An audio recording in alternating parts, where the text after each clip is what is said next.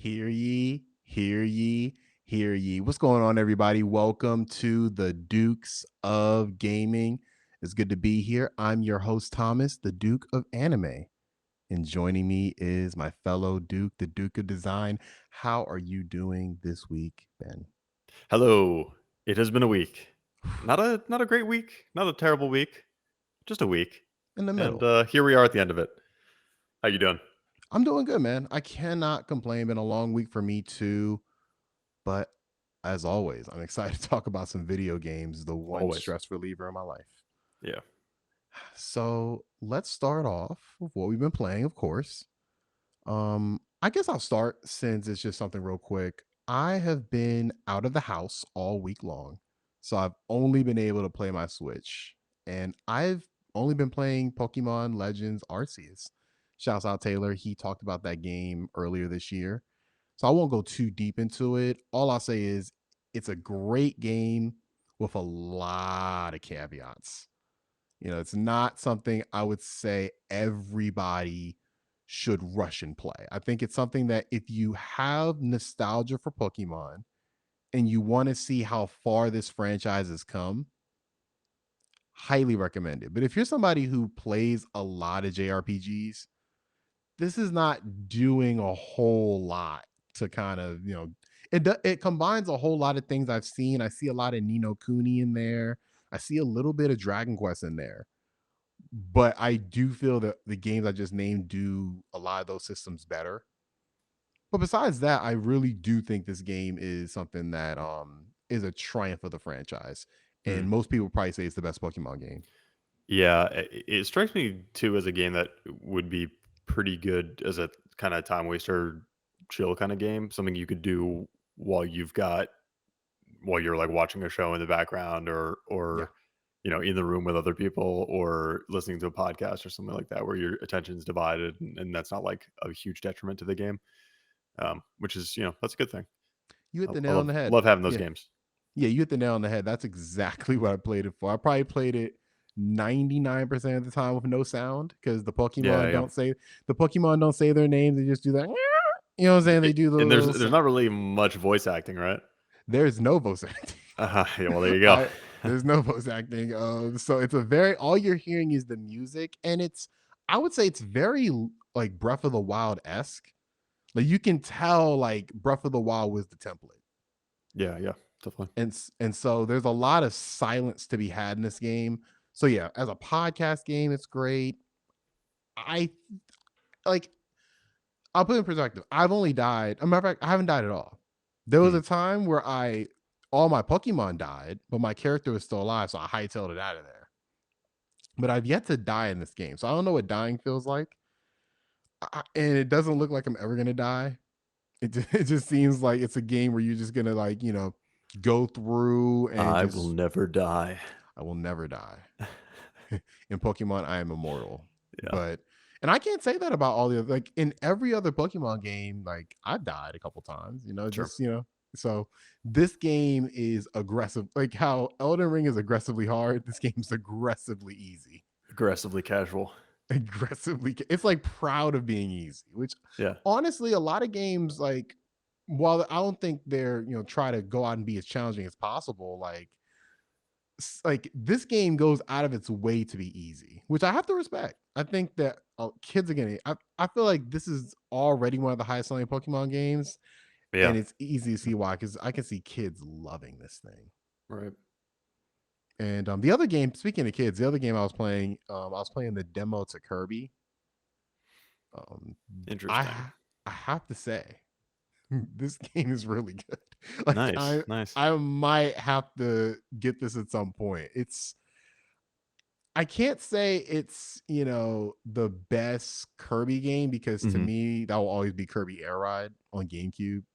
Yep. That was one of my favorite games growing up. But besides that, like as a traditional Kirby adventure, like this is pretty outstanding because this is the first time Kirby's had a 3D platformer game. Hmm. They've Yeah, they've never, always been 2D, right? yeah, even when because when the Nintendo 64 was coming out, Yeah. all the franchise pretty much got it. I know Donkey Kong did, Mario did, Zelda did. They all went into that 3D form, Right. and Kirby stayed 2D or Yeah, I remember that 2.5. game very well. I played a lot of Kirby 64, and that And was like a 2.5D. I mean, it was on a 2D plane, but everything right. was 3D rendered. Right. So this is the first, and even in GameCube, they skipped GameCube. They did Kirby's Air Ride, which Yeah. was I love. That was one of my that was my go-to, like when we're having a sleepover, we're returning on Kirby's Air Ride. So I love that game. I can't say it's like a great game. It was just a fun game. No, nothing on Wii, nothing on Wii U. So this is the first time Kirby has been able to stretch his legs out or whatever he has. And man, this game feels like a spiritual successor to Super Mario Odyssey, Hmm. which I was not expecting. And look, I think that the Super Mario Odyssey, I never realized the cap thing was kind of like a take on what Kirby does. Yeah, that's true. That's I true. didn't think about it Mario's like, always had like a little bit of that, right? Like with the Tanuki suit or whatever. yeah, but with Odyssey, what was different was the hat made you turn into his enemies. That was Right. something that was new.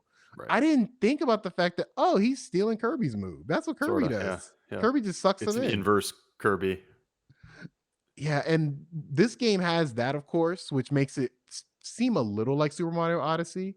The other thing it does is I don't know if you've seen the demo, but like when he like when he's sucking up something that's too big for him, he'll like half-ass it, where he's like over top, like he tries to inhale a car I and he's did just see the over. car, yeah, Yeah. in the And trailer.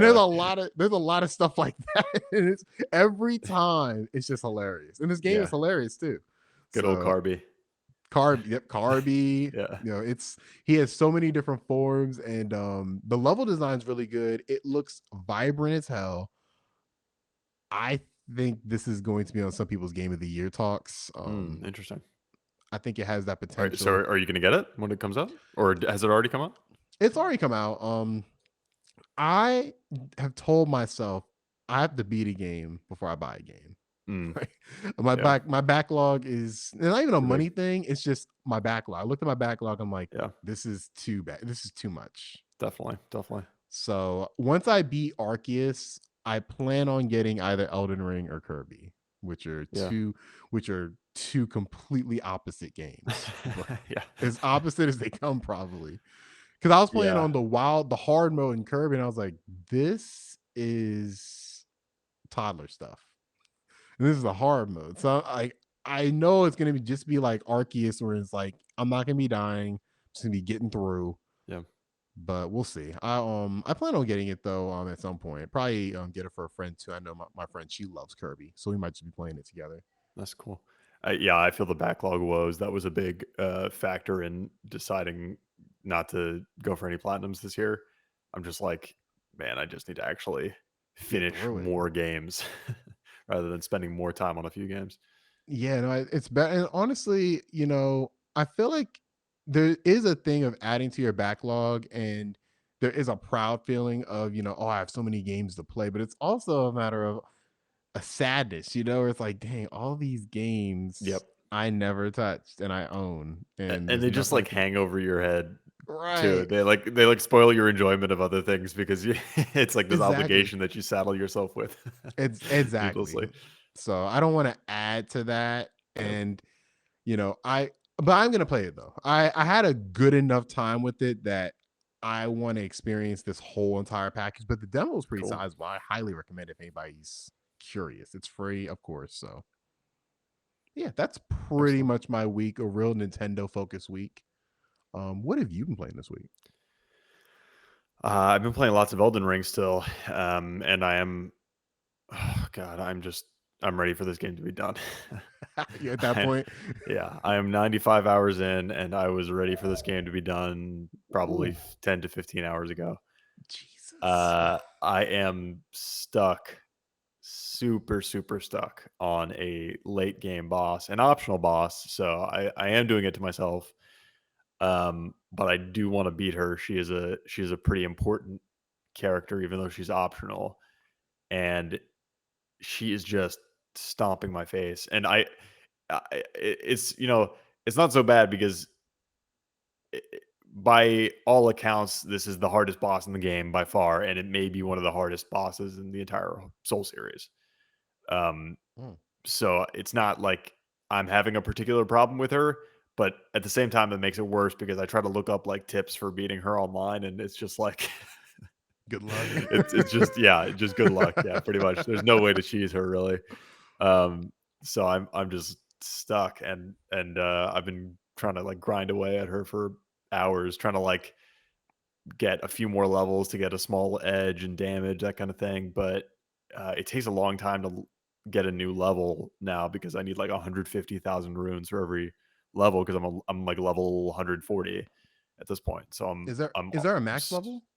I don't think there is a max level, but you get to a point of diminishing returns when you're investing points into certain stats. Like they hit certain caps where if I put a point into my intelligence stat that would have increased my magic damage by 20 points for levels like 1 through 40, and then you hit 40 and then it increases it by 10 points, and then you hit 60 and it increases it by 5 points. So it's like it's diminishing returns the higher level you get on any given stat.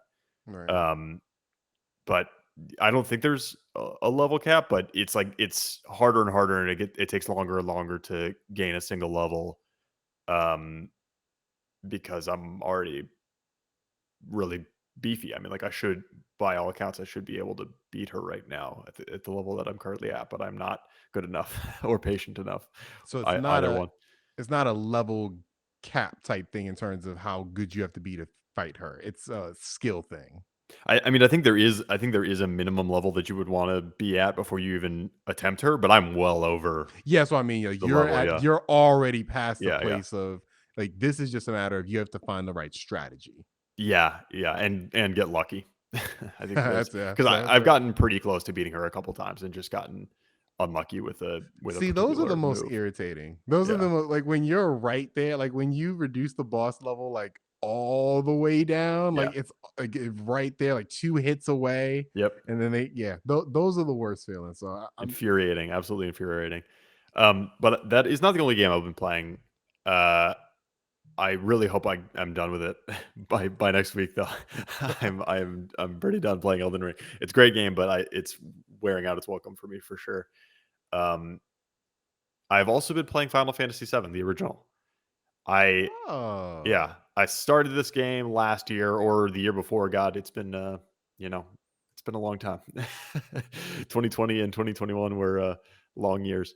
Um, like 3 years all wrapped in one. yeah, seriously.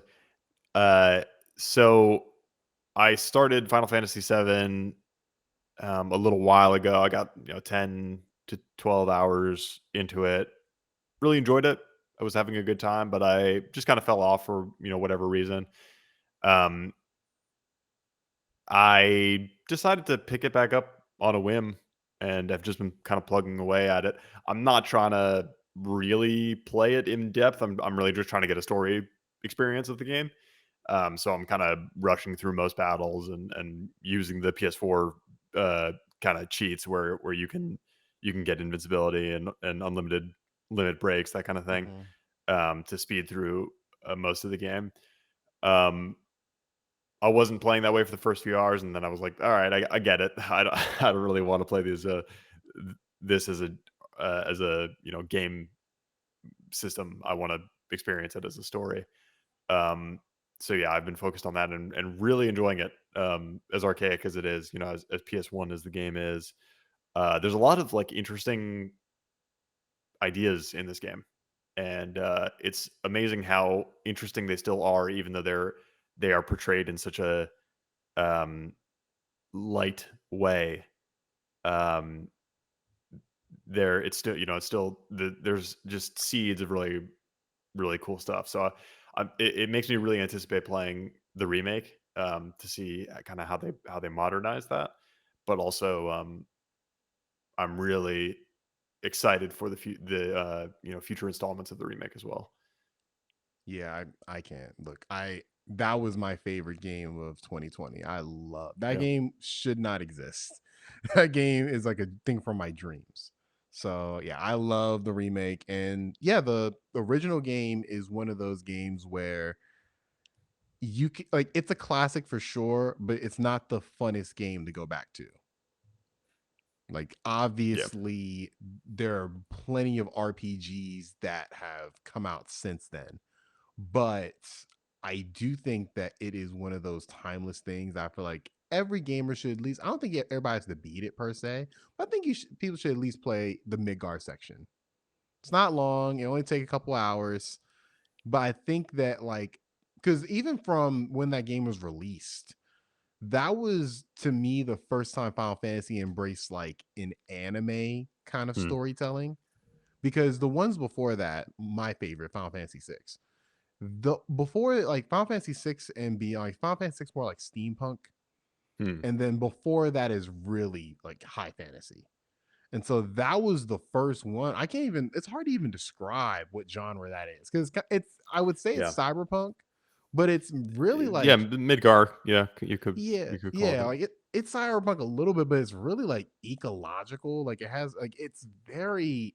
It's a very interesting. I feel like it's Yeah. to this day the most interesting setting they've ever done in Final Fantasy. Yeah, it is. It is very compelling. There's future dystopia mixed in there. It reminds me a little bit of Avatar: The Last Airbender as well. There's this whole Mm, spiritual element to it, and yeah, cool stuff. Really cool stuff. really cool stuff. Really cool stuff. Anything else you've been playing? No, not this week.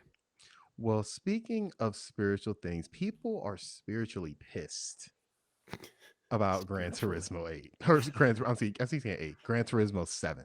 yeah, People are pissed. And while I do think it's a matter of, there's a lot of other things going on in the world. So it's hard to get mad about all this, but I get where people are coming from. So just kind of give some background on what's going on with Gran Turismo 7. It was released about 2 weeks ago, and it was released to pretty good acclaim, 87% on Metacritic. But reviewers did not get a chance to review the microtransaction setup.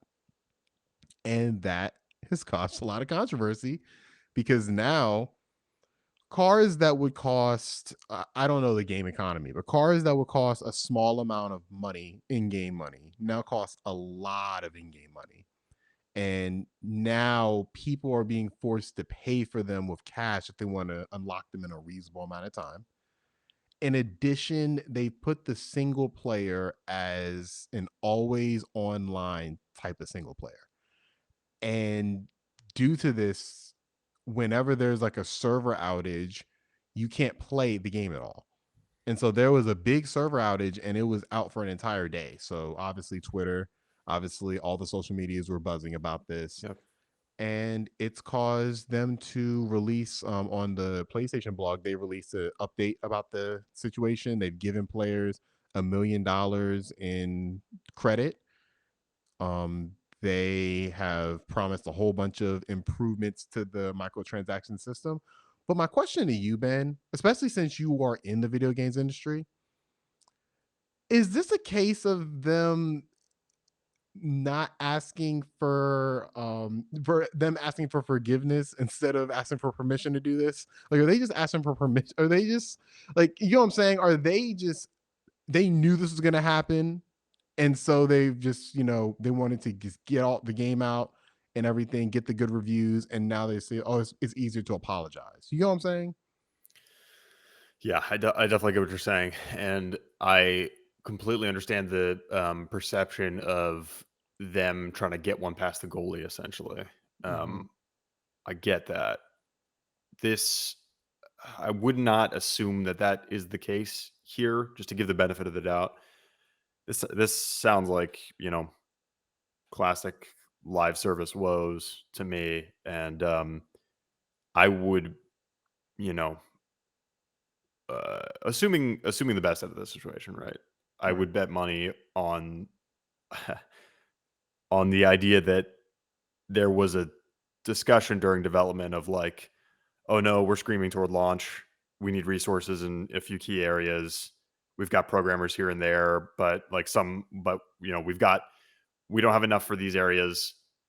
Can we redistribute from other places? Where could we slacken in order to invest in other areas. And they're like, well, nobody's gonna care if our microtransaction store doesn't ship at launch, right? So let's take the programmers that were focused on implementing their microtransaction store and focus them in on something else so we can get the product feeling good for launch, and then we'll focus on our microtransaction store. I can absolutely see that being the case where they make a cost benefit analysis and say, let's push this as a feature of the game that we're not going to focus on I feel you. in the immediate. And but then it has the unintended consequence of making people feel like, hey, what the hell, this wasn't in the pre-release version of the game that reviewers had, like it's hard to imagine that they didn't understand the optical issue with that. um but I don't really buy the idea that they needed to slip one past the goalie in this case. I Would don't know. would would onerous microtransactions have changed the needle on the review scores? What do you think about that? That's a good question. Um, I would imagine that I don't think it would change the scores, but I do think I've seen some reviewers like put disclaimers in the reviews. Like they did that with this, where it said we weren't able to review the microtransactions. They put a lot of reviews put that disclaimer there. Um, I would assume that would not affect the scores too much. Because I mean, that's not I don't really I can't remember the last time where a game was ding points because of its microtransactions per se. Unless it's something like Star Wars Battlefront 2, Yeah, that was the where last prominent yeah, one. that's the last one where it's like, yeah, this is legit pay to win. Like Yeah. that's not what this seems to be. This seems to be I want to unlock the cars I want to unlock like I could in the previous Gran Turismo games. And this new microtransaction system that they've implemented has made that harder. That's what it seems like to me. I don't think that's something that should affect review scores, but I do think it's a little crummy that they've made it harder to unlock cars that used to cost like $2 of of money before. So I definitely see it on both sides. I don't think it's the biggest deal in the world, but it is interesting because I don't remember Gran Turismo ever being a franchise that has controversy around it. It seems like it's one of the goodwill franchises we have, especially for Sony. Yeah, I'm I mean, I'm not plugged in enough to Gran Turismo to know, but Me neither. this does seem like the most smoke there's been around a one of these releases. Um, it does, and Matt Bliss brings this up in the comments. They're trying to tap live service as a function and tripping over a botched patch. It does seem like they're trying to address some of the issue and doing it ham-handedly and kind of exacerbating the uh, the perception of a kind of greedy money wringing happening here. I I can say with certainty that it's very difficult to understand the line between, is this a fun long-term chase for players who want to invest time in the game, and then like giving players who don't have time but have money, because that's, I mean, like I remember having these discussions with other people in the industry when Battlefront 2 came out. And I was all up in arms about Battlefront 2. At the time, I was like still in college. I had no money. So I'm coming at it from that perspective. I had time to play the game too, you know? So I'm coming at it from that perspective. I'm like, oh my God, EA is like, you have to play for 15 hours before you can unlock Luke Skywalker, or you pay, X amount of money to do so. And I remember talking to somebody else, and he was like, "Yeah, that's great. I'm so glad I can pay money to not have to grind." And I'm like, "What?" And he's like, "I have money. I just don't have time for that shit. So, like give me Luke Skywalker." And I was like, "Okay, okay. This That's is this is like interesting. a bit of a perspective change on that. It's like it's not as simple as um, you know, uh it's not as simple as like trying to wring money out of everybody. I Yeah, really think the difficult balance there design wise is like, how does this feel like a thing you need to earn to the people who don't buy it without feeling onerous, right? What's right. the line? what's the line there where it feels like fun to earn and it takes time.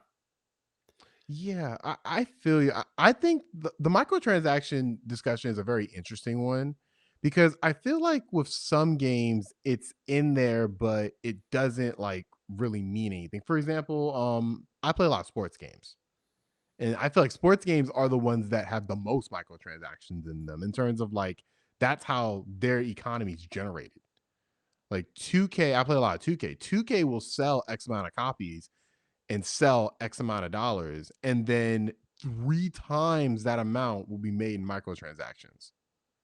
And people will complain all the time about microtransactions in the game. And I'm like, I just play season mode and I play against friends. I never have to pay for anything. So I never have any complaints. Like I just like 2K. But a lot of people have an issue with that, with this idea of paying for something after you play the game. And I'm like, I mean, I think it depends on what game it is, of course. And I see with Battlefront why it's a little more a bigger issue. But could you not unlock any heroes without paying money or putting that amount of time? No, it was just if I recall, it was just like the most iconic heroes. It was the fact that like it was the fact that it was Luke Skywalker and Darth Vader that you had to grind for. I Like think that rubbed a lot of people the wrong way. Make General Yeah, Grievous exactly. super long. You know, I yeah, like yeah, I I think get it from there. I agree there too. I think like I think a better system. Typically, people a design fallacy. I think a lot of people fall for is like lock the best stuff behind the hardest grind, so Mm, that you get the most reward for the biggest input. But I don't actually think that's the way that makes everybody feel the best about the experience. I think typically you want to give the biggest bang for your buck rewards earliest to feed this desire to play to earn things, and then the more minute particular stuff gets trickled out the further the grind goes. I think that's typically a smarter way to handle that type of thing. That way, the people who are most invested can fine tune what they're doing. They have like 20 different heroes to pick from instead of a pool of five different heroes. But the least invested can have a more complete experience for them from earlier on, right? And that like that drives further engagement, I think, rather than preventing it. yeah, I think another solution because just going back to sports games, what Battlefield could have done better is they should have just had a mode that was just like my team. Or how I think Madden same thing, where it's just like trading cards essentially, and you like get them, and when you get them, you unlock characters with specific attributes. I feel like they could have done something like that, and nobody would have been mad, and just kept the original Battlefront gameplay the same. I think they could have done something like. I think the problem was that was just the multiplayer in general, right? Yeah, it was not just the heroes with Battlefront 2. It was all of the progression system. Like the Hmm. progression system was totally loot box driven, and I think that was probably the biggest thing. The most difficult part of that too is that the whole thing was RNG based off of loot boxes. Then you could buy the loot boxes to have a better chance of getting whatever upgraded stats that you wanted to get. So they had to pivot the whole game to a basically a level progression model so that you could deterministically unlock things, and then the loot boxes became for just cosmetic stuff. So I think that was a case where they like it was an inappropriate application of loot boxes. Yeah, and we would say with Gran Turismo, it doesn't look like anything that egregious. It just looks like a big component of the game, which Yeah, was unlocking these cars, filling up your garage. Also another issue was there's a change in selling your cars as well. That hmm, I don't think you can sell your cars anymore or something along interesting. those lines. So it's like a lot of little changes that have made it so yeah, just go buy some more cars. Like yeah, you can grind for 15, 20 hours, or you can pay this $40 for this Yeah, Lamborghini or whatever it is. and yeah. Yeah, I it's a really interesting conversation because I don't know how Forza Motorsport handles that. Because that would be like the direct competitor. And I don't Right. know how they handle that per se. I don't think it's that much better. Yeah, But I think the always online component too, is definitely frustrating, when it seems kinda needless, when there's modes that, like, should be able to function perfectly well offline, and yet your options when you're playing offline are incredibly limited in GT7 as far as I understand. yeah, I heard I don't think it's any. I've got when the servers There's were like a off. free drive kinda mode, but pretty much everything else is locked by Mm. connectivity. Yeah, when the servers were off, I don't know if that free drive mode was accessible. But I know that people were saying they could not access the game when the Yeah, servers were. And I'm like, that's a problem. Like definitely. that's something that should be addressed. So it seems like they're on top of it. I don't know how much you can change as far as patches go. I don't think you can turn it from a always online game to a sometimes online game with Yeah. patches. But hopefully they address it because I mean, look, Polyphony Digital is one of the. I mean, they're not as name brand, I guess, as a Naughty Dog or a Insomniac, but they're one of PlayStation's biggest studios.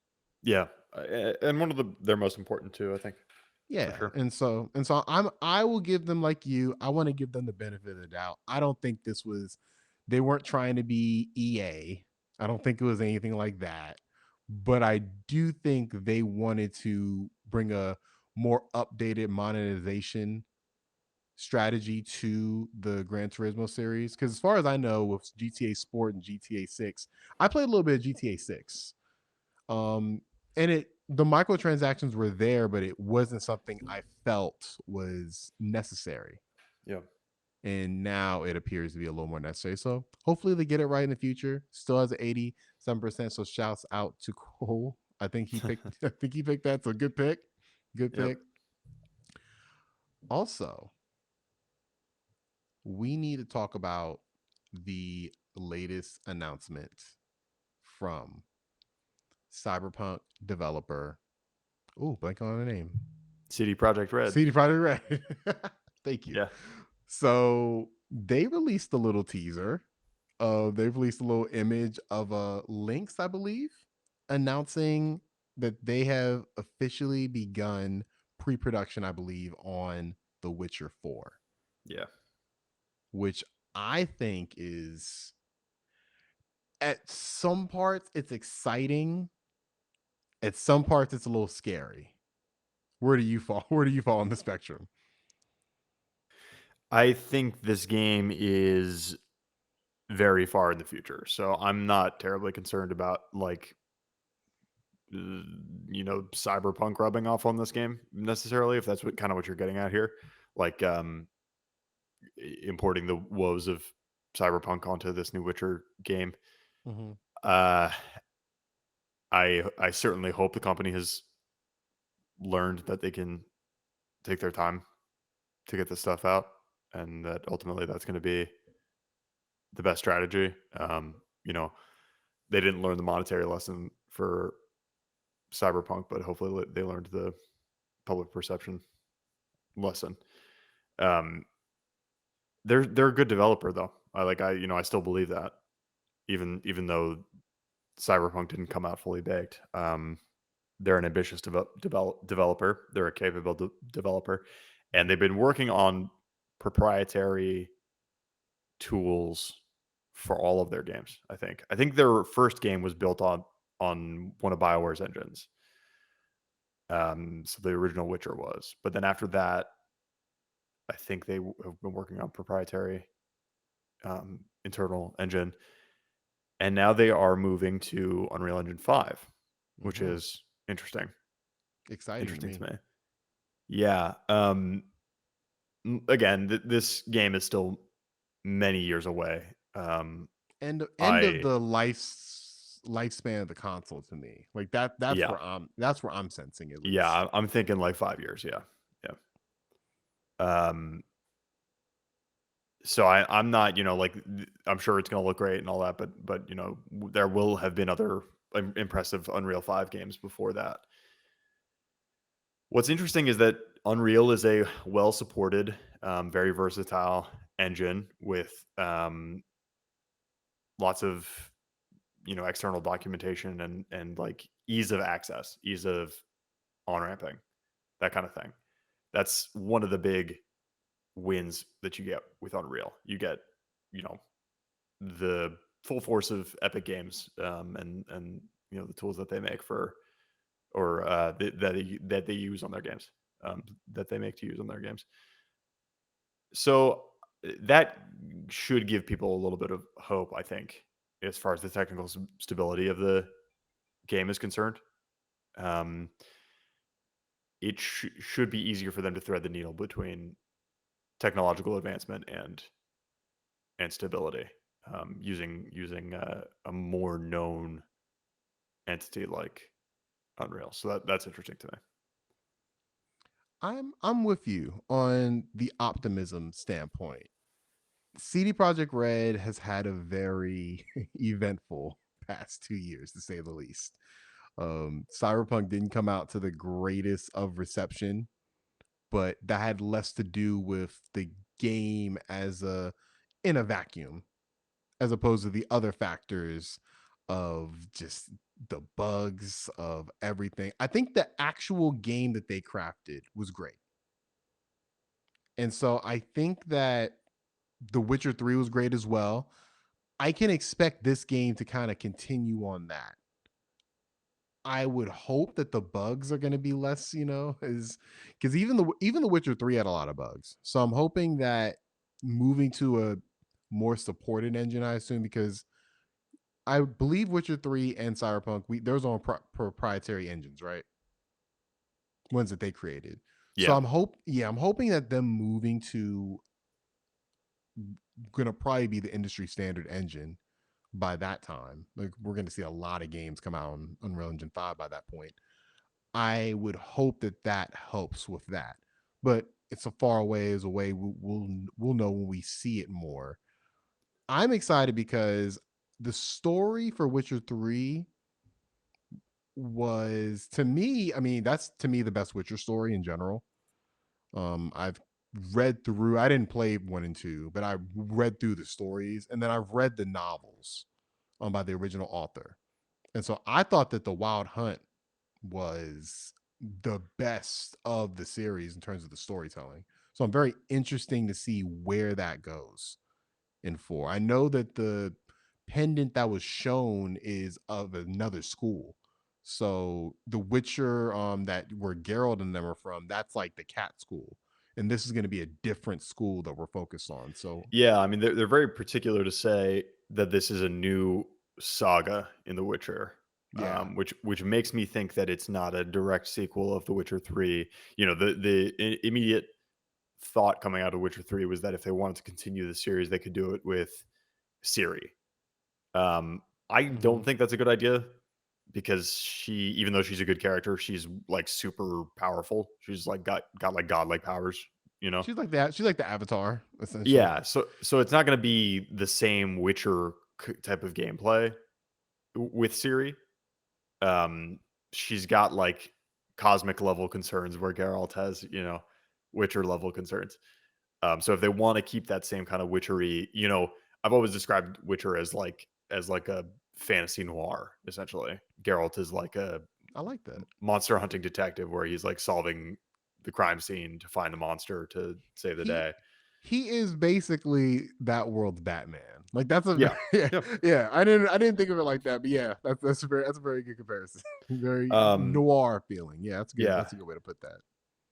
So I would like to see them stay in that thematic realm. So it's interesting, this suggests to me that this is going to be a new era, new characters, that kind of stuff. I think Witcher 3 ends that saga beautifully. Hmm. So I think they should leave it where it is. It's also interesting going back to the technical side here. Um, their press release specifically says their use of their strategic partnership with Epic Games covers not only licensing but technical development of Unreal Engine 5. So it's a two-way street, really. CD Projekt Red is working with Epic Games, telling them what they need from the engine. Epic Games is working on the engine to bolster CD Projekt Red's development, as well as for future versions of Unreal Engine where relevant, it says. Mm. Will closely collaborate with Epic Games developers with the primary goal being to help tailor the engine for open world experiences. That's interesting because Epic doesn't make open world experiences. I guess you could call Fortnite open world, but it's not really, not like The Witcher is. So Yeah, yeah. I wouldn't necessarily call Fortnite yeah, open so world, but yeah, I get you. UE5 can be used to make open world games, but it's not a open world game engine that you would like. Are It's there not the any first UE? engine you would go to for Are open there world any games, I don't think. UE4 games that are open world? I'm sure there are. Days Gone's Oh, the first right, example that comes to mind, right. Okay, that's a good one. I which didn't was think about that. also very technically broken at launch. Maybe that proves the point that Unreal Engine is not exactly optimized um, for open world games. So it's interesting that Epic is going to be working with one of the premier open world game developers to kind of suit the engine toward making those types of games. It's also very interesting to me on a personal level. I used Unreal to make a game with branching dialogue, which Unreal definitely does not support out of the box. Um, but the Witcher series and CD Projekt Red's games have tons of branching dialogue. So I will be interested to see if they develop some sort of tools to get branching, RPG style dialogue right out of the box with Unreal 5. That'd be awesome. Yeah, I think this is just awesome. Just I like we all knew that there's going to be a Witcher 4. I think that's just one of the just unspoken things. Like it wasn't announced for a while, but we all just knew that you're not going to just leave it at Witcher 3 and just leave it like that. So I'm excited that it actually exists in its pre-production form right now. I'm hoping that they take the lessons learned from Cyberpunk because I think there was a lot in Cyberpunk that is worth taking to Witcher 4. There's a lot you Yeah. gotta leave behind too. A Yep. lot you gotta leave behind. But I Yeah. do think that there is a good amount of things that I think Cyberpunk improved on it because Cyberpunk's structure is not too different from Witcher 3's. It's in the same planet. It's not in the same state, but it's in the same planet of, there's branching dialogue trees as well. How the quest format is it's laid out very similarly to how Witcher's is. Even like from the open world, like the open world's kind of structured the same. It's just what's in it's a lot different. Hmm. So I do think that there is a lot of room to improve. I think story wise will be fine. I think gameplay wise, that could be the next step to me. Because I do think that Witcher 3 going back to it, I was playing a little bit of it maybe like 2 weeks ago on Switch. And yeah, that combat's not the greatest. Yeah. Like Yeah. I think I liked it a lot more when I first played it, but I do think I've played a lot of games since then Hmm. and the combat seems a little stale. You're casting these spells on the ground to trap like when the enemies walk on the spell. I'm like that was fine for when it came out in 2015. I do think that it doesn't need to be a first person shooter like Cyberpunk is, but I do appreciate all the different ways you can hurt your enemies in Cyberpunk. And I do hope that something of that nature like kind of finds itself in Witcher 4 where it's not just you have a sword, you have spells, just attack it this way. I'm hoping they expand that a little bit. But besides that, I think this is a great story. Did you have any other final thoughts? No, that's it for me. Great. So yeah, we'll be on the lookout for that. We're gonna be on the lookout next week for Sony to finally announce Spartacus Yep. or whatever it's gonna be called. Which I'm gonna go on the record right now. I think it should be called PlayStation Spartacus. I think that's actually a pretty good name. Things are never besides like Octopath Project Octopath Traveler or Project Yeah. Triangle Strategy. Whenever you see project names, you know it's never going to be the name of the actual thing. I hope this is a departure from that. I hope it's PlayStation Spartacus. I think that's a great name, but it's not. It's going to be called something real generic and dumb. Yeah, I think so. Maybe we should take bets here, but I think that the base version that is basically just PS Plus will be called PlayStation Plus. So it might be that the whole service is called PlayStation Plus, and then the first tier is PlayStation Plus Standard, and then from there it gets murky. Maybe it's like PlayStation Insider or something is the top tier, and so that's why you get all the, the PS1 games and all that kind of shit. Um, if they yeah, if they wanted to be real cheeky, which I would if I was in charge of Sony, I would. If they want to be real cheeky, I would keep the branding except add a new tier. So you have PlayStation Now, but then I'd have PlayStation Then. And PlayStation Then, it would have like all the games from like the past. But That's pretty good. they're not gonna do PlayStation that. then. That's pretty PlayStation Then. good. I like that. Because the one thing that I find interesting is that they're still selling like the PlayStation Now, like, They are. so it's like I They don't are. think you can just get rid of these services, I you think they know? will. I think they will convert. Really? So I have not put my money where my mouth is yet. But I was seeing some rumors online about people buying PlayStation Now subscriptions and them being converted in the PS and or in the PlayStation 5 menu, they were being counted as PlayStation Plus subscriptions. Like they were just adding to the PlayStation Plus subscription. And then those people had access to PS Now, but then they had like an extra year of PS Plus or something like that. I think it's going to be that. So everybody who has PS Now subscriptions, everyone who has PS Now subscriptions through the next 3 years, that time is basically just going to be added to their PlayStation Plus subscription and they're going to be grandfathered in to the Mm, PlayStation Now tier of the service. I think that's how it's going to work. that would make a Um lot of sense. because otherwise, yeah, like I mean, we already saw the news reports about how they pulled the physical cards from the stores, but they have not stopped selling digital subscriptions to PlayStation Now on the PlayStation Store. Right. Um, this is where I'm saying about like putting my money where my mouth is. I also think that the PlayStation Now tier of this subscription service is going to be much more expensive than PlayStation Now is currently. So I think it's going to be more than PlayStation Now, or it might be equivalent to having both PlayStation Now and PS Plus. So what are you Um, thinking, like $20 a month? that would put it if it was the equivalent of both of those subscriptions, and you're paying at the yearly level, it would be $120 a year or $10 a month. Um, so I think it's going to be more than that. I think it's going to be like $15 a month out the gate. And see, that's where I feel like it's gonna have problems Yeah, because $15 makes it $5 more than Game Pass. yeah. And Well, but there's three tiers, right? So I think the lowest tier is probably going to be the same price as PlayStation Plus is currently. mhm, fair enough. Do you think that this is going to have enough to compete with Game Pass? Because I'm reading the Bloomberg article and they don't seem to think so. Now, look, I don't, as Jason Schreier's opinion, of Yeah. course, but how he's described it based on his sources, literally the last paragraph reads, Sony will likely be at a disadvantage. The new service. Oh, well, way to put your opinion in there, Put it Jason. But plainly. right. The new service is not expected to feature its biggest titles on the day they come out. The Yeah. upcoming God of War Ragnarok, for example, is unlikely to be offered on the streaming platform right away, said one of the people familiar with the plan. And that is to me a problem with this thing because Yeah.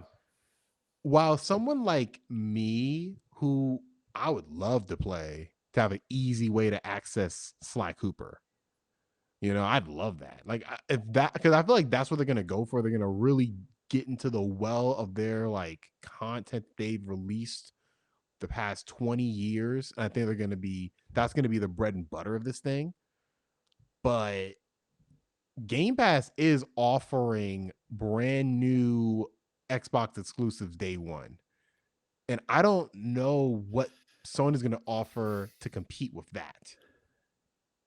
Yeah. I mean, they have to have good third party support, probably better third party support than they've had on PS Now. And PS Now's roster has been better than people have wanted to give it It's credit gotten a, for. it's gotten an unfair shake. Yeah, yeah. They have It's some good it's stuff. pretty good. It does not have the day one releases that game Xbox Game Pass has. But it's got plenty of great games and plenty of modern games in the rotating catalog. There often features really good marquee titles. Better. There is better stuff rotating in and out of PlayStation Now than is often on Game Pass. even though Game Pass gets the day one releases. So like minus the day one releases, PlayStation Now's lineups, I would say, is better generally. But the day one releases tips the scale in a big way. And So it's yeah, yeah, and I'll get to Alfredo's question in a second, but the one thing that I think that's underrated about Game Pass is the games that I don't expect to be on it that get on it and they're there day one. For yeah, example, one of my games of the year so far is Nobody Saves the World. I would have paid for that game. Like I would have bought that game outright for $30, but it just appeared on Game Pass for free. And it's like, oh yeah, like that's just great because it's just I was gonna pay for that anyways. yeah, If they can get a lot of games of that ilk, yeah. games that are, it doesn't have to be like the $60 experience. And even some of those, like you can get something like Outriders. You can get something like Back for Blood. I feel like this is gonna live or die by the day one third party games, as Third party Alfredo was releases, yeah, asking. I yep, think that if definitely. they can get those, and look, they're not gonna get everyone, because even Game Pass doesn't get everyone, but they need to get some timely ones. Yeah, they have not traditionally had any day one releases on PS Now. The exceptions being the first one was GTA 3 for Right. the trilogy, the remastered trilogy that was available day and date. And then the second game that was available day and date was Shadow Warrior 3, which just came out. So that seems to me like a recent signaling of like, okay, this is the mode that we're moving into here. At the same time, PlayStation Plus has debuted quite a few games. Yeah. Rocket Rocket League. League being Our probably the Duke. biggest example. Wish we had the Duke of Rocket League there. I'm pretty sure he probably got into Rocket League with Yeah, that. yeah. So Oh, it's not I like did for sure. me Yeah, too. So it's not unprecedented like you're saying. yep. It's just Fall Guys is another one that got yeah. huge off of a PS Plus launch. Yeah, Ooh, as an aside, what happened to Fall Guys? it's still around, still kicking, and it's actually still doing numbers. It is great. That's I good to think hear. I'm, so. I'm happy for him. I Yeah, haven't. I remember I played a lot of that game. I used to hear about it all the time, and then I just stopped hearing about it. yeah, yeah, So glad they're still doing numbers and everything. But yeah, Fall Guys is a big one. There's a whole bunch of games. But they've been very few and far between. yeah. And Compared to the Game Pass, I mean, it really is Xbox. The biggest thing is Xbox leveraging its first party for these day and date releases, which PlayStation does not have a clear enough incentive to do that yet. I think yeah, the and we quality of their first party output um, suggests that they're undermining themselves by wrapping that up yeah, in the subscription service. I think. I think that's fair. Because I mean, even if I look at what released last year for Game Pass, I thought Xbox had a great year last year, but they released a racing game, which I think is the greatest racing game of all time. But it's a racing game, and they released Halo Infinite, which I love Halo Infinite, but it's not a God of War Ragnarok. It's not a Horizon.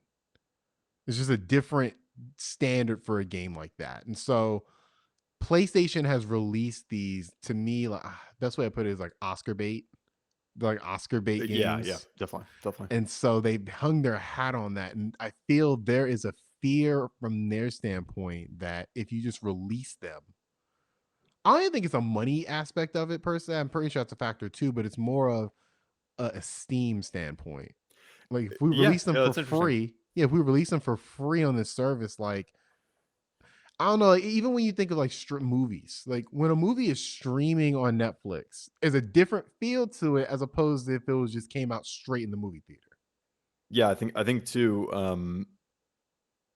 I often think of PlayStation's first party lineup as akin to like HBO series, that Yeah, kind of quality, where it's funny. it's just a cut above, just a cut above the competition, Very true. Even though and nowadays that's iffy with it's a little HBO. different. I mean, HBO Max is a different beast than Yeah, HBO and has been. yeah, and I think HBO Max is a good actually point with that because yeah, there are quality experiences, but I do see like that quality is different than it was. Yep. I'd say even like 5 years ago, where it was an HBO exclusive show. it has a different feel to it, than just something that comes out on Netflix. And so I think PlayStation is a little scared of that. I don't think Yeah. they should be per se because I don't think them just coming out like that's going to affect the quality of the games. I don't know. It's hard to say. I think one piece that is missing from the conversation here about these subscription services, in my mind, is they will not be dictated by the console for long.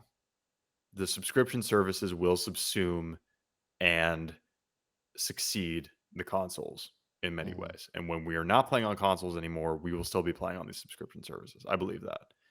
But for right now, the box matters. And while the box matters, both of these subscription services are gaining their base that will buoy them for decades to come, right? They're building up the subscription base that is going to that they're going to, rely on those monthly payments, right? That initial buildup is happening while the boxes matter. And PlayStation's box is a lot more popular than Xbox's is. Tenfold. So Yeah. so there's a question of like, yeah, okay, so Game Pass is a better value than PlayStation. But more people want the PlayStation.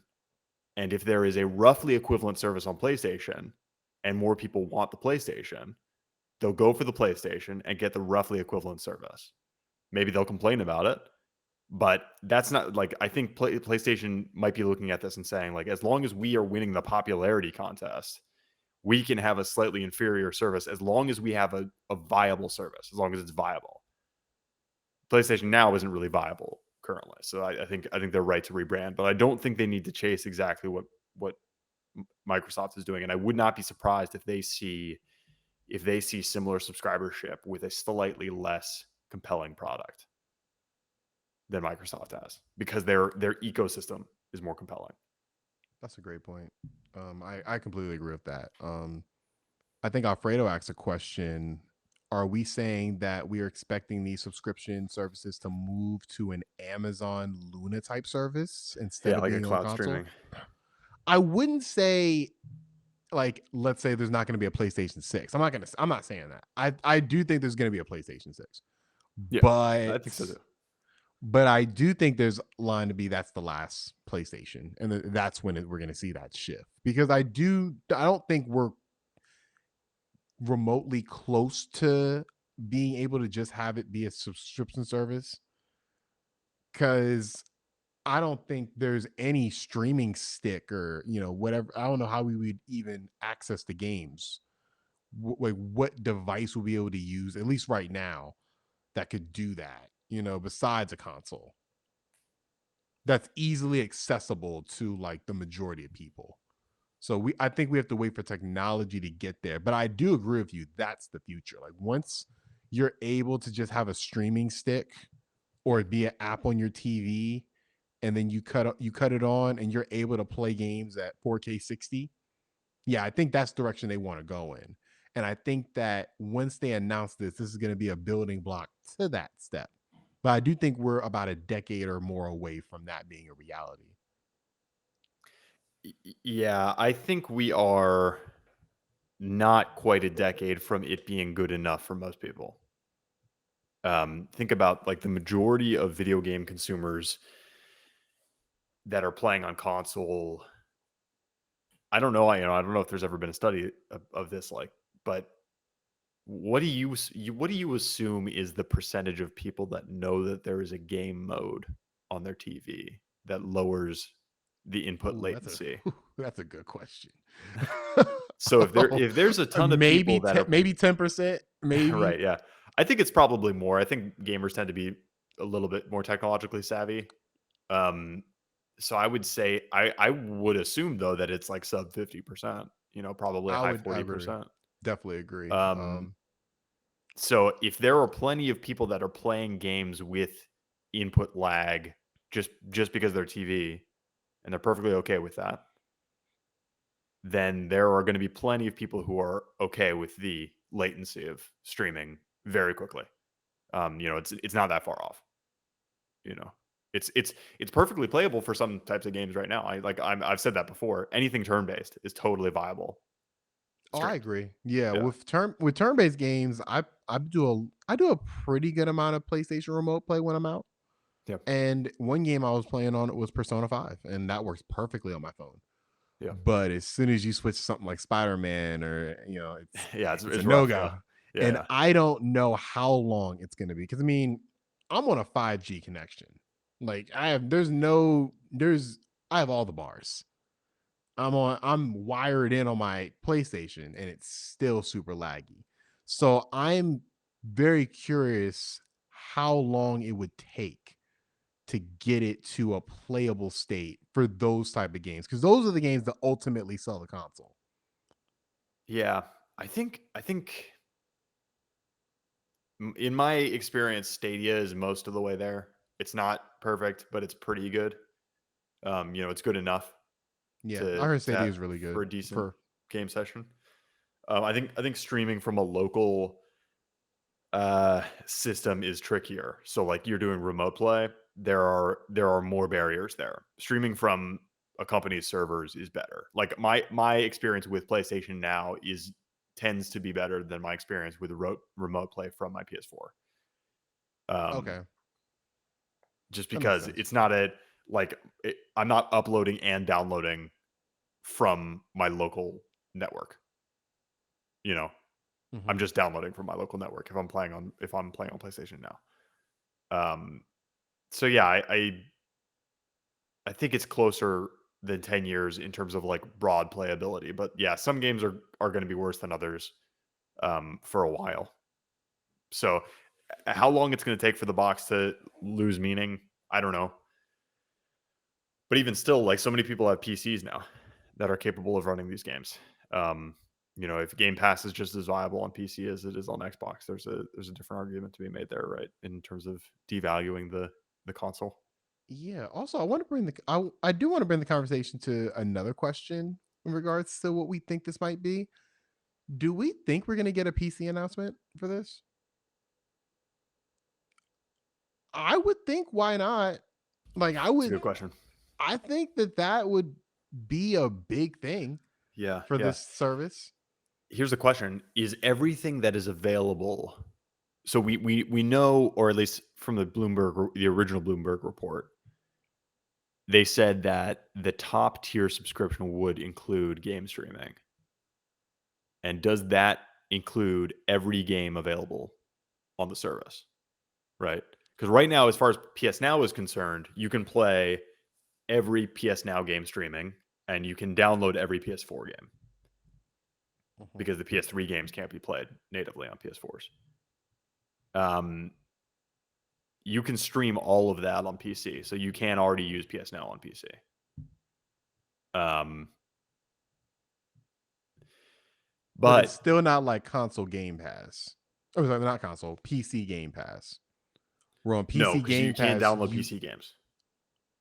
right. You don't have any access to the PC version of those games. So you can play the PS3 version of Fallout 3, but you cannot play the PC version of Fallout 3 through PS Now, which is a Right. So significant difference, especially for a game like that. Like because the PS3 version of Fallout 3 is really bad.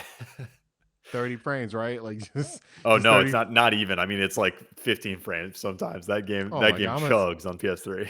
I must have like rose tinted glasses for that Yeah, game.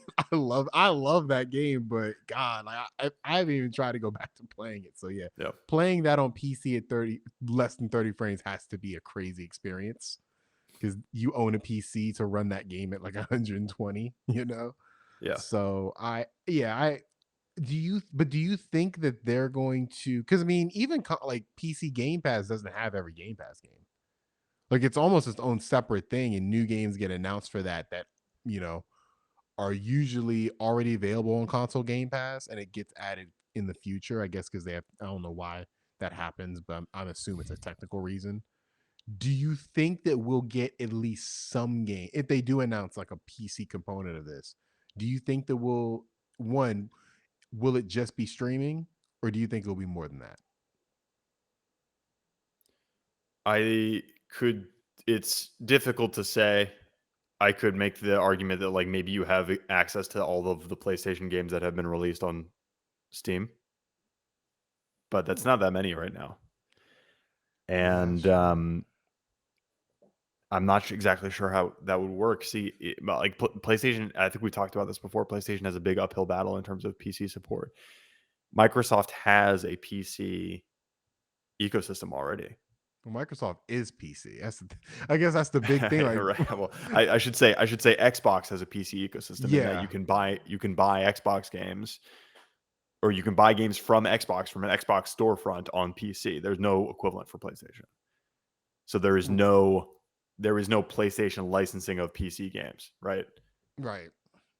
That'd It's a be big all. it's a It'd big be a new difference. thing. It'd be an Yeah, all new it'd be a thing, a totally new new thing. world. Yep. And Microsoft already had an advantage because I don't want to assume this, but I assume like 90% of PC gamers use Windows. Yep. So it's, they already kind of have like, it's a matter of calling a different department of your company to Yeah. get this I, thing I set think up. it may also be a matter of a strategic partnership too, because PlayStation owns a minority stake in Epic Games, and Epic Mm. Games has their PC storefront. You Oh, could you I could didn't see a realize that. You're deal right. you could see a deal being struck there where PlayStation's PC the PlayStation Plus PC subscription includes an Epic Games subscription essentially. Um, That would be interesting. and then it's That would be it's very PlayStation interesting. branded, and PlayStation brings all of their PlayStation 4 games that they ported to Steam. They bring them to the Epic Game Store, which I'm surprised they aren't already on the Epic Game Store. Actually, come to think of it now, so maybe the two hands are not talking to each other that well. Yeah, I guess my overall takeaway from this is I think this is going to be this is a big announcement for PlayStation. Like this Yeah. could theoretically be the biggest announcement they do all year. Because Uh, this How is go ahead. what's your confidence level that this is going to be that this is going to be something that is predominantly positive in terms of like people the way people receive it? Because I don't see really much of a chance in hell I'll that most people are going to be happy with what they roll out here. I'll broach another question to answer your question. Okay. When has anything been received like super positively like in the past like couple of years? I feel like every single thing is like met with like mixed reception. And so I assume that this is gonna be met with Yeah. mixed. I would say it's probably gonna lean more towards the negative. But I think Game Pass was received pretty well because it is just like a pretty much a big win for consumers. So I But I the thing is with Game Pass, because I remember when that was announced and everything, it was a different feel because Xbox had just been skepticism. through, or even besides that, like Xbox had been through just like so many disappointing releases. Yeah. Yeah. If I really think about the entire like Xbox One like lifespan, I can confidently say there were no classic games that were released on that system from an exclusive standpoint. Like, there's no game that's gonna stand the test of time. That's definitely like a top 100 game of all time. Like though, and obviously it's a matter of opinion, of course, but you're talking like Quantum Break, you're Yeah. talking Halo 5, you're talking, you know, these games that were kind of seen mixed. And so when they say, "Oh, we're bringing console exclusive games to this software," it's like I remember people on Twitter saying, "Well, that's not much." Mm, So it's like I see even like back then Master Chief Collection was probably best the yeah. best like exclusive, and that's just a collection of games. So Game Pass wasn't always seen as this like best deal in gaming. It was seen as Microsoft trying to stop hemorrhaging blood from the Xbox One generation. And they've come, and just the success of it is so, I feel like it's a case study, because it was kind of seen as like we're trying to get some positive spin on this horrible generation. That's turned into one of their biggest benefits. So PlayStation's kind of coming in a different playing field because they have kind of been receiving like as far as their exclusive go, like it's only been positive. I Yeah. think Days Gone is the only one that really came out and was a dud as far as like reception goes. Everything else has been received positively. Like people are, I feel like they only feel pressure to do this because Game Pass has become so successful. Like that's, I feel like if they had it their way, they would just kind of continue what they were doing. But I feel like they feel obligated to do this. Yeah, their hand is being forced. I definitely agree with that. Yeah, and Alfredo says even Game Pass people didn't believe it was going to work. I assume he means like Xbox fans. I mean, I agree with that. I mean, I wasn't an Xbox person back then, but I remember seeing that Game Pass. I was like, that's cool. Didn't make me want to buy an Xbox. It was Yeah. just like something cool. Then once it was broken down to me, the insane value of it, and they started adding all these games, and they're getting games that you would think they should have no business getting on there. And then that's, and remember, this was before Bethesda was bought. This was Right. before Activision was bought. So it's like now you're getting all these Bethesda games day one. And so now, like, I feel like after all of that, Game Pass has kind of shown itself to be just this unbeatable player in the market. And so I don't think Sony's going to attack it from a standpoint of we need to get more subscribers than Game Pass. We need to really be a big competitor. I would hope that they don't brand this as a competitor to Game Pass, but it's something completely different. Because I feel like if you try to go straight up with Game Pass as far as like a feature standpoint, you're gonna lose. Yeah. Yeah, it's hard to compete on that level. So yeah, They're gonna I have to I get think creative. super creative. Hopefully Yeah. we get some. Hopefully we get Sly Cooper. We need Sly Cooper day one. We need Ape Escape. I think Ape Escape's We need exclusive. all PlayStation 1 through 4 games, uh, up-res Yes, and playing 60 better on frames, PS5. Yeah. 4K. I need The Metal Gear. dream that will I never need happen. never have, but I need Metal Gear Solid 1 playable on my PlayStation 5. Sony, Yeah. it makes no damn sense. It makes no sense. Like you can, Yeah, they gotta kick down Konami's door for that one. I don't even think it, like, is it, do you think it's that? Do It's you think part of it's it. Konami? Yeah, it's part of it, for sure.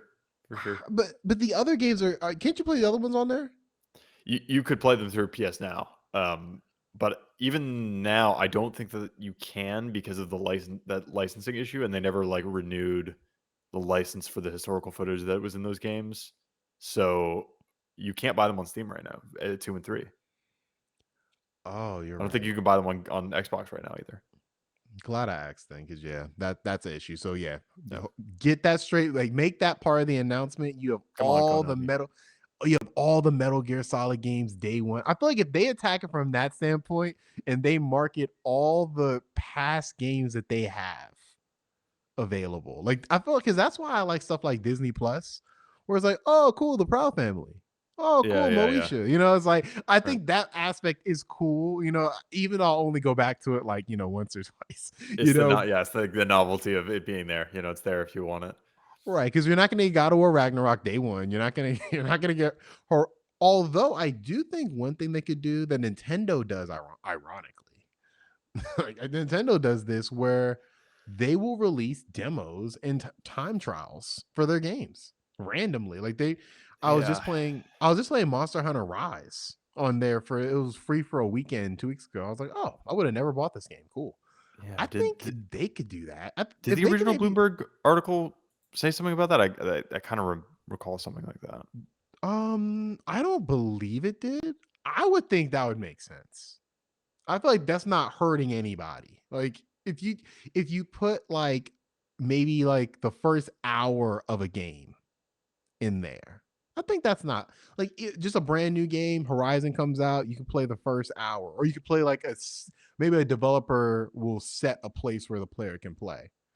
Like basically just make it so every game has a demo. I think that would be something that's cool that even Game Pass doesn't do and wouldn't be too out the realm. I feel like that's a good medium in between making the games all free day one and not doing anything at all. I still don't think they're going to do it though. I think there was some. some talk about like free trials essentially, if you in one of the higher tiers. That would be great. Because I think EA Play did that. I think EA Play had, yeah, EA Play, because they do it with Xbox Game Pass now, where certain games come out and you get 10 hours of a free trial. And Alfredo said, yeah, there was. So that was talked about in some of the rumors. So I mean, I think that would be not a game changer, but I do think that would be something that's definitely a feature of it that, Yeah. yeah, I I think mean, that they need. Mhm. the extra sales on games is a huge PS Plus feature for me, for sure. Getting extra money off of games, you know? Extra money So, off of exclusives too. Like yep. I remember Ghostwire Tokyo, which I haven't played yet.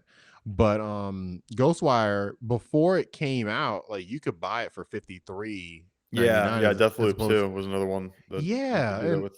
I thought that's very, I mean, I assume that's gonna That's be appealing. still the case. Yeah, I assume they're not gonna change that. But will that be even better depending on the tier you're at? Like I feel Yeah, that like would be they're awesome. That would be yeah, awesome. yeah, I think that there are ways to, because even Game Pass does that, where if a game's leaving Game Pass, then you can buy it for a cheaper price, That's cool.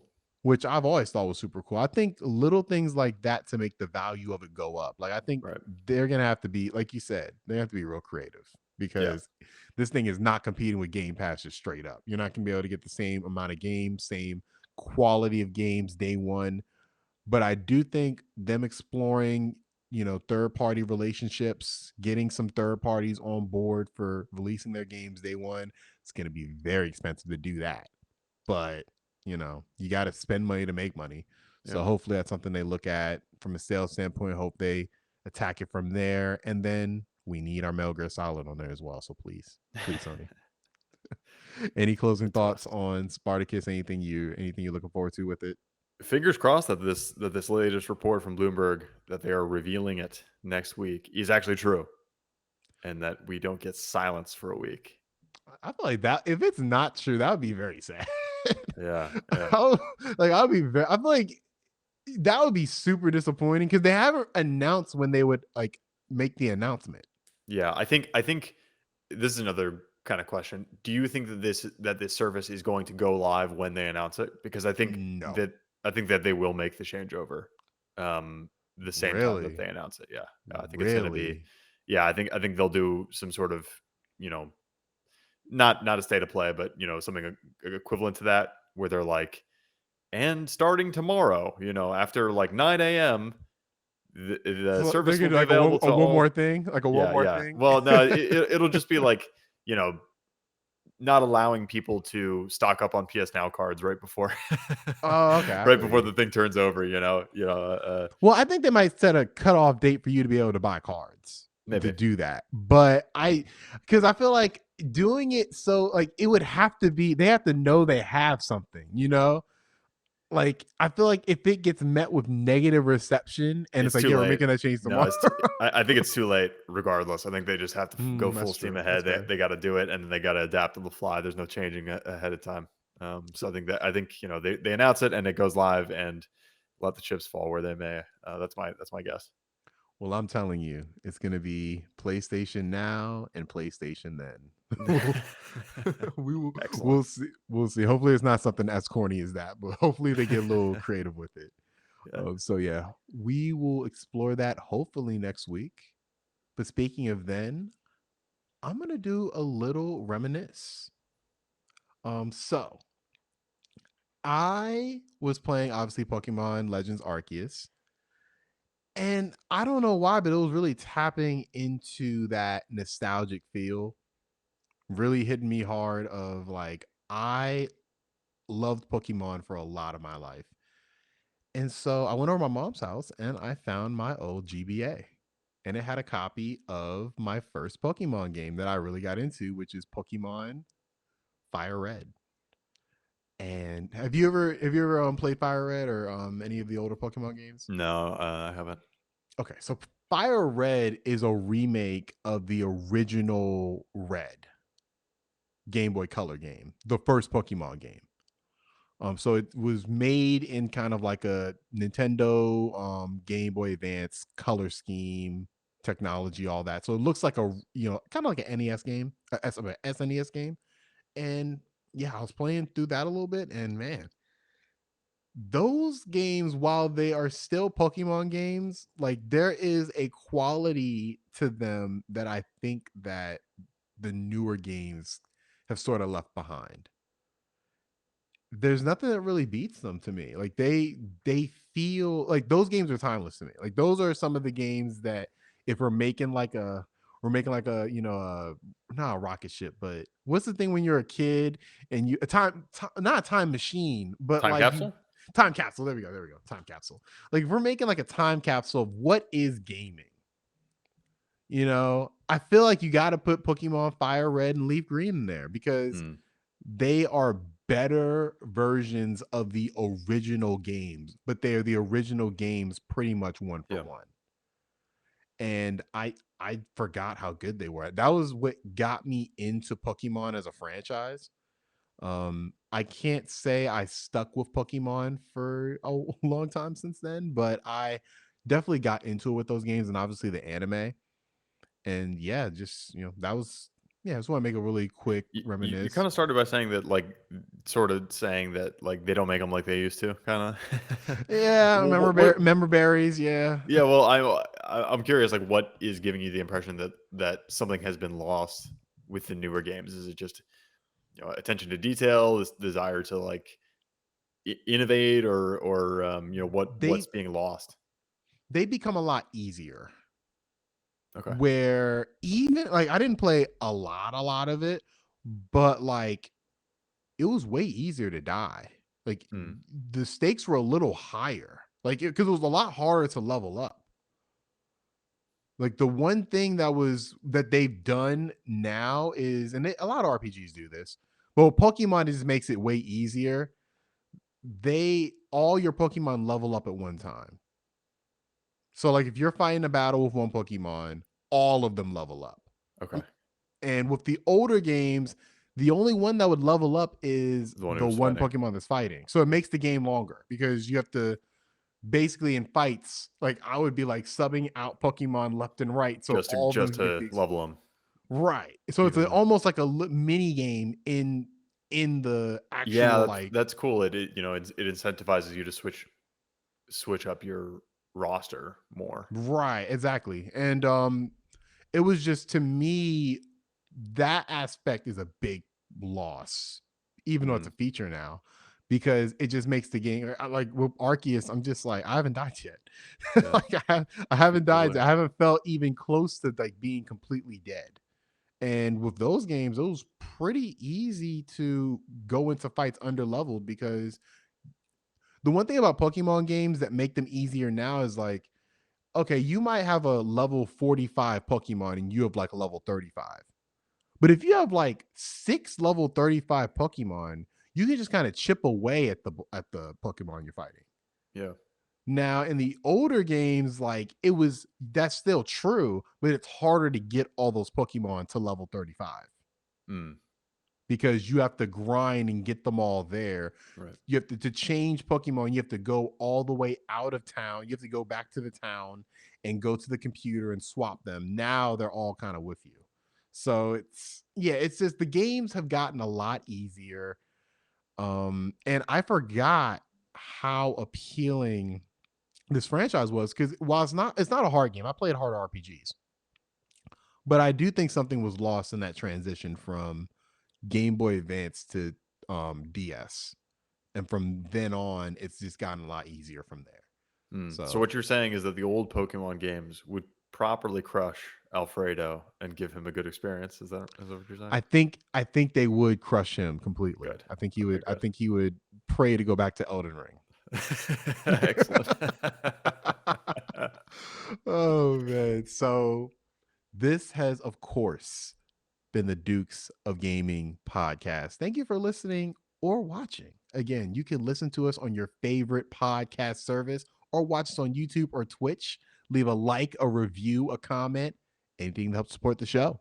You can even email us at the real Dukes of Gaming at Gmail to have your question read live on air or join our Twitch stream, Facebook stream. Join us and ask some questions there. We'll address it as we go. Hit the bell as well on YouTube to get notifications on when we drop our videos. And we will post everywhere every week. So make sure you start your week right with the Dukes of Gaming. And with all that being said, I bid thee farewell.